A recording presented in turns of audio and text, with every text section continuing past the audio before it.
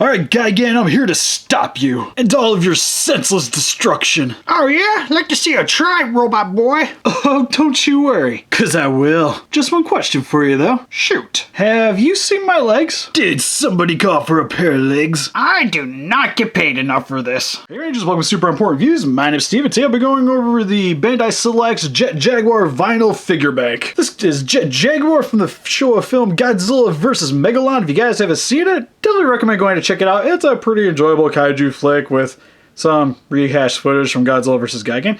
But you get some monster tag teams, and Jet Jaguar is also the focal point of that movie, not Godzilla. And I gotta say, he's definitely one of the better aspects of it, because I always really love Jet Jaguar's character. He's kind of like the Ultraman-ish kind of character in Godzilla, even though he's kind of a robot too. But I really enjoyed his character in the film, and this guy is actually sadly lacking any representation in my collection, with this being the first figure and me having this really hideous looking stuffed animal. And also, this is the second Jet Jaguar that I have acquired because my original one came in broke. But on a high note, the company actually sent me a second one just to make up for this one. So right now, I have two Jet Jaguars, so I'm not sure what I'm going to do with the other one as of right now. And I might do something with him in the future, but without further ado, for his packaging, as you can see, he literally comes with nothing except for this little card on the back here. Which, what you get on the card here is just Godzilla Jet Jaguar vinyl figure bank warning. Small parts not for... Wait, what? There's not small parts? Anyways, on the back, just give you some copyright information. Godzilla and Jet Jaguar and some wiggle mumbo jumbo. So, let's get into the review. All right, for a closer look at his details, his head sculpt's actually a pretty nice representation of what you see in the film, where he actually has some nice detail work here for the mouth, where it has this more vented grid pattern here. His eyes are actually pretty nicely molded with some very bright green paint job here for the eyes. Kind of blends in with the silver here a little bit. Mine also has a little bit of nick here with the paint here, but overall nothing too bad. Nose looks pretty good. I think they did the cone head bladed crest here actually very nicely, or even get some little vents here on the sides here with some little nubs here going on the inside of the indentation. On the back here, you get this little red line in the upper portion of his neck and some little rivet work there. His head sculpt's actually really nice on this figure, actually, looking over it. Then I transitioned to this purple paint job here for the neck, and it's where you start to get the Stay Puft Michelin Man kind of appearance. On the top part of his chest, you get some red paint here and a kind of little weird arrow pattern, kind of pointing down to his abdomen region here. You also get the same pattern here on the stomach area. Then you get some yellow paint here for his stomach and some reddish orange on the side here. Arms are actually very nicely molded as well, where you get the nice little Michelin rings here on his arms here. Some purple here for the elbow pad and some yellow for the shoulders. Fists are actually very nicely sculpted, but does have a lot of wrinkling in the plastic here. But then again, it kind of helps with the authentic appearance for it though. Because like when he would have crunched his fist in the film, you actually have seen some of the lining and the rubber kind of like stretching when he's clenching his fist. And it would kind of make that appearance a little bit, especially with the wear over time. So overall, it's not quite clean on the figure, because if you compare it to the rest of the work here for the body and everything, it kind of contrasts a little bit, but overall, nothing too bothersome. For his open palm hand, it's actually a little bit better. You get a little bit of that same kind of wrinkling on the back of the palm, but still got a decent amount of details on it though. Kind of looks like he's getting ready to give everybody a high five. On the back here, you can see where you can insert the money into his body, which just want to point out just now, this thing's gonna suck as a bank.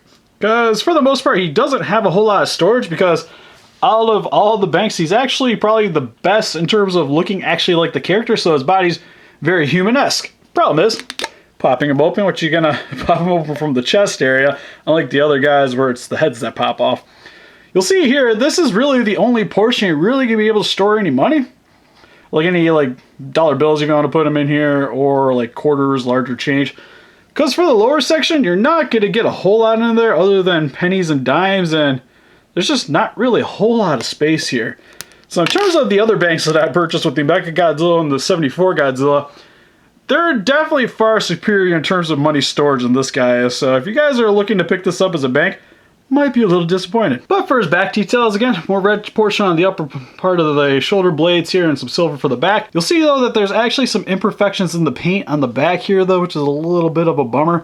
You also notice some little bit of scuffing here on the shoulder pad here. The lower section of his lower back and his butt area actually is fairly nicely painted with some gloss here for the yellow. And then for his legs, overall, nothing too much to really comment here, except some more Michelin Man rings on the lower portion of what I'm going to call his boot. Some yellow here for the knee areas, and some silver here for his feet. Then for the bottom of his feet, you can also see another arrow-headed pattern, which, now actually looking at this guy a little bit closer, just never really noticed quite as many of these little arrowhead patterns over his body. So in terms of detail, this guy's actually very nicely sculpted. Like, he actually is pretty impressive here if he's just standing here on your shelf.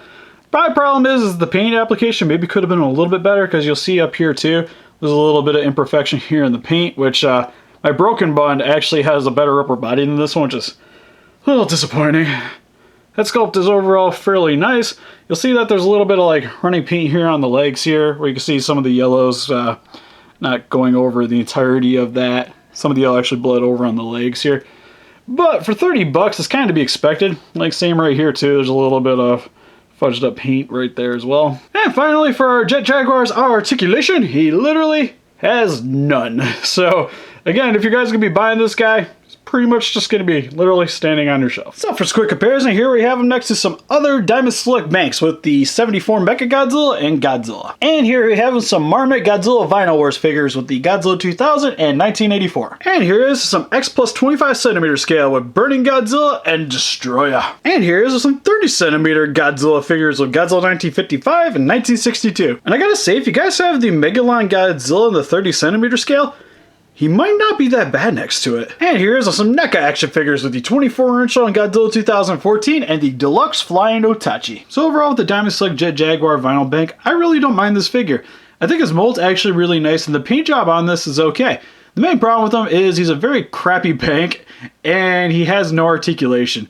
But for the most part, he's actually still a very large figure, and if you guys are looking for a Jet Jaguar mold to add to your guys' collection, or want something to stand with your X Pluses to kind of take the place of an X Plus Jet Jaguar, then I think this guy would be a nice alternative for you. Or if you guys are just really looking for a Jet Jaguar to add to your collection, then look no further than the Diamond Select mold. But what do you guys think? Have you guys picked up the Jet Jaguar bank? What's your favorite Jet Jaguar action figure, or is Ultraman just more your thing? Please let us know in the comments. A little closer picture of this guy on Facebook. You want to click the link description below. Help us defeat those kaijus by hitting that like button, subscribe to become a ranger today, and we'll see you guys in the next video. Bye bye.